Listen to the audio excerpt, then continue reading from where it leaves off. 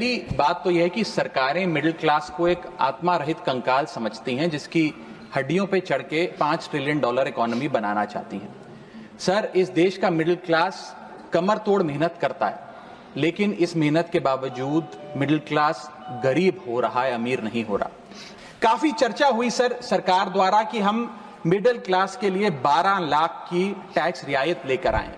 मैं सर बतौर chartered accountant ये बताना चाहता हूं कि ना ही ये टैक्स एग्जेम्पशन है, ना ही ये टैक्स डिडक्शन है, ये एकमात्र टैक्स रिबेट है। इस रिबेट का स्वागत हम सब करते हैं, हम सबको खुशी हुई, लेकिन मैं आपको इन तीनों में फर्क बताना चाहता हूं और ये दिखाना चाहता हूं कि कैसे चोर दरवाजे से इंडियन मिडिल क्लास से अभी भी इनकम टैक्स वसूला जा रहा है। पहली चीज सर, ये इनकम टैक्स एग्जेम्पशन नहीं है।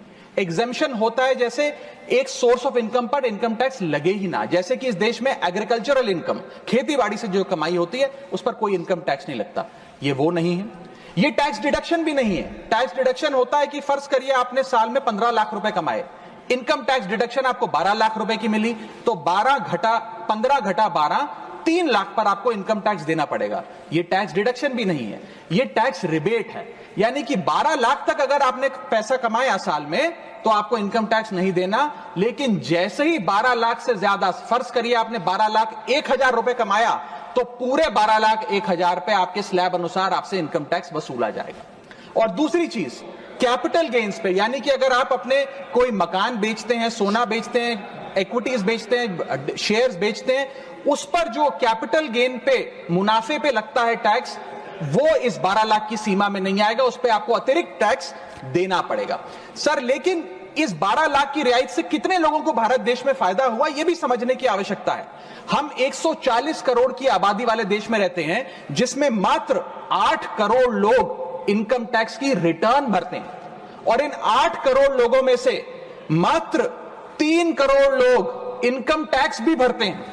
यानी कि 8 करोड़ लोग इनकम टैक्स की रिटर्न भरते हैं, 5 करोड़ लोग जीरो इनकम दिखा के अपनी इनकम टैक्स की रिटर्न भरते हैं, जीरो टैक्सेबल इनकम, और उनसे कोई इनकम टैक्स नहीं वसूलती। लेकिन जो बाकी 3 करोड़ बचे, मात्र वो ही इनकम टैक्स भरते हैं। तो किन लोगों का फायदा हो रहा है, ये भी समझने की आवश्यकता है। और इसका मुकाबला आप करिए सर, सीएमआई का डेटा बताता है कि इस देश में कंजम्पशन के आधार पे 43 करोड़ इंडियंस, 43 करोड़ भारतीय भारत की मिडिल क्लास में आते हैं। 43 करोड़ में से मात्र 2 से 3 करोड़ लोगों को ही इसका फायदा होने जा रहा है। उसका हम स्वागत करते हैं, लेकिन बाकियों के लिए क्या? वित्त मंत्री जी ने यह फैसला जब सुनाया तो कहा कि इससे भारत की कंजम्पशन बढ़ेगी, खपत बढ़ेगी, और इकोनॉमी का चक्का, इकोनॉमी का पहिया चलने लग जाएगा। मैं आपको बताना चाहता हूं और इस सदन में भविष्यवाणी करता हूं सर, कि इस टैक्स रियायत से इस देश की कंजम्पशन नहीं बढ़ने वाली। अगर आप वास्तव में इस देश की खपत यानी कि कंजम्पशन बढ़ाना चाहते हैं, तो आपको इनकम टैक्स के साथ साथ जीएसटी नाम का टैक्स कम करना पड़ेगा, क्योंकि जीएसटी वो टैक्स है जो इस देश का अमीर से अमीर आदमी और गरीब से गरीब आदमी भी देता है। जब गरीब आदमी अपने घर में चूल्हा जलाने के लिए माचिस खरीदता है तो उस पर भी जीएसटी देता है, और अमीर आदमी जब सफर करने के लिए मर्सिडीज और बीएमडब्ल्यू खरीदता है उस पर भी जीएसटी देता है। जीएसटी वो लोग भी देते हैं जो इनकम टैक्स नहीं भरते, जीएसटी वो लोग भी देते हैं जिनको सरकार, उन 80 करोड़ भारतीयों को जिनको फ्री राशन देती है, जीएसटी उनसे भी वसूला जाता है। तो सही मायने में अगर आप भारत में खपत यानी कि कंजम्पशन को बढ़ाना चाहते हैं, इकोनॉमी रिवाइव करना चाहते हैं, तो आपको जीएसटी कम करना पड़ेगा और जीएसटी स्ट्रीमलाइन करना पड़ेगा।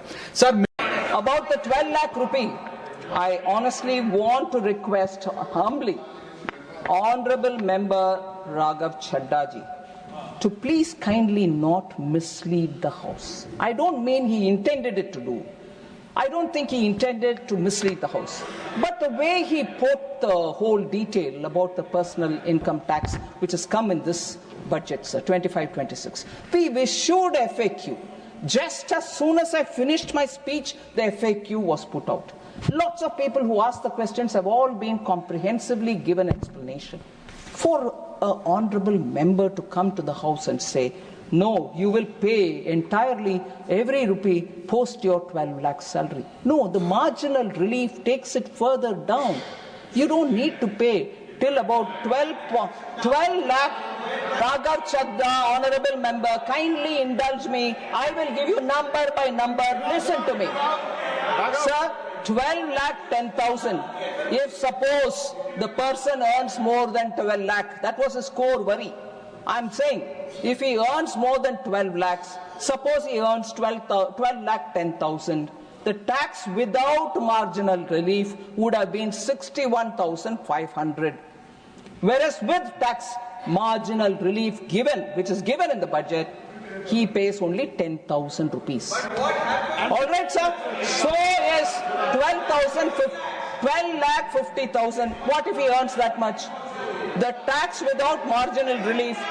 Listen, please. Listen, please. Mr. Raghav Chadha, You misled the house. At least hear it now. Take your seat. You misled the house. Please take your seat. I am not allowed it. Please take your seat. Sir, if a person earns 12 lakh 50,000, tax without marginal relief for him would have been 67,500 rupees. 67,500. But with marginal relief offered, he will pay only 50,000. Suppose he is earning 12 lakh 70,000 rupees. Without marginal relief, he will pay 70,500. Whereas with marginal relief, he pays 70,000. And it is only when he reaches 12 lakh 75,000, his tax will be 71,250 with or without marginal relief. All right, that is it. What do you expect me to go on till 20,000? So, Raghav Chadha being a chartered accountant, I repeat, सिर्फ माननीय वित्त मंत्री की बात जारी रखिए। आप बैठ जाएं। हर वक्त डिस्टर्ब न करें, बैठ and this जाएं। is put out openly. There's no hide and seek in this. This is put out, the calculation are put out openly. And a chartered accountant keeps repeatedly saying, that's exactly what I'm asking. I'm saying that in written and in oral.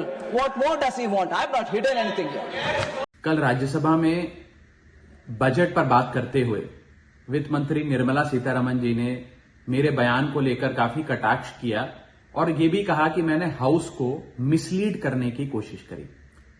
मैंने जब उनके सवालों पर जवाब देने के लिए अनुमति मांगी तो मुझे इजाजत नहीं दी गई। इसीलिए मैंने सोचा कि इस वीडियो के माध्यम से सीधा वित्त मंत्री जी से बात करूं और दूध का दूध पानी का पानी करने का प्रयास करूं। सबसे पहले तो मैंने अपने दिए गए भाषण में जो यूनियन बजट 2025-26 पर मैंने बात रखी, उसमें कई मुद्दे उठाए थे, जैसे कि रेल यात्रियों से जुड़े संबंधी समस्याएं, जैसे कि मिडिल क्लास के फाइनेंशियल चैलेंजेस, जैसे कि डोनाल्ड ट्रंप एडमिनिस्ट्रेशन द्वारा लगाए जा रहे ड्यूटीज एंड टैरिफ्स और गिरते हुए रुपये की बात रखी। इन विषयों पर वित्त मंत्री जी ने कोई जवाब नहीं दिया, लेकिन हां, मेरे द्वारा समझाए गए इनकम टैक्स रिबेट के एक उदाहरण को लेकर उन्होंने कई सारे बयान दे डाले। सबसे पहले तो मैं ये बताना चाहूंगा कि मैंने जो बात कही थी, मैं आज भी उस पर पूरी तरीके से कायम हूं। ये 12 लाख रुपए की जो टैक्स रियायत दी जा रही है सरकार द्वारा, ये ना ही टैक्स एग्जेम्पशन है, ना ही टैक्स डिडक्शन है, सिर्फ और सिर्फ टैक्स रिबेट है। यानी कि 12 लाख रुपए से ऊपर अगर आप आमदनी कमाते हैं एक वित्तीय वर्ष में, तो आपको अपनी पूरी आमदनी पर इनकम टैक्स भरना पड़ेगा। मेरे इस कॉन्सेप्ट को समझाने के लिए दिए गए उदाहरण को वित्त मंत्री जी ने टेक्निकली उसे उलझाने का प्रयास किया, उसमें मार्जिनल टैक्स रिलीफ का कॉन्सेप्ट जोड़कर यह सिद्ध करने की कोशिश करी कि मेरा उदाहरण गलत था। मैं आपसे वित्त मंत्री जी सीधे तौर पर पूछना चाहता हूं, क्या यह सत्य नहीं है कि अगर कोई व्यक्ति 12 लाख से ऊपर इनकम कमाएगा तो उसको अपनी पूरी इनकम पर टैक्स भरना पड़ेगा? चलिए, मार्जिनल टैक्स रिलीफ 1275 तक आप दे रही हैं। आप मुझे यह बताइए कि अगर एक व्यक्ति 13 लाख रुपए 13 लाख रुपीज एक वित्तीय वर्ष में कमाता है, तो उसे अपने पूरे 13 लाख की आमदनी पर अपने स्लैब अनुसार इनकम टैक्स देना पड़ेगा कि नहीं देना पड़ेगा?